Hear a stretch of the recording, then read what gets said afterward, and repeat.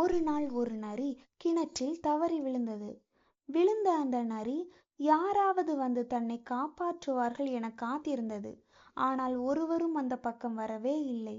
அதனால் சாப்பிடவும் முடியாமல் தூங்கவும் முடியாமல் தண்ணீருக்குள்ளே தவித்து கொண்டிருந்தது நரி. 10 நாட்கள் கடந்து போனது. அன்னைக்கு அந்த பக்கமாக ஒரு ஆடு மே மேன்னு கத்திக்கொண்டே வந்தது. உடனே நரி உஷாரானது. இந்த ஆட்டை வைத்து எப்படியாவது மேலே வந்துவிட வேண்டும் என்று நரி நினைத்து கொண்டது. ஆடு அண்ணா, இங்கே வாயேன் என்று அன்போடு அழைத்தது நரி. கிணற்றிலிருந்து வந்த குரலை கேட்டதும் ஆடு எட்டி பார்த்தது. என்ன நரியாரே, தவறி விழுந்துட்டியா என்று கேட்டது ஆடு. சேச்ச, நானாவது விழுவதாவது, நான் வேணும்னு தான் கிணற்றுக்குள்ள இறங்கினேன்.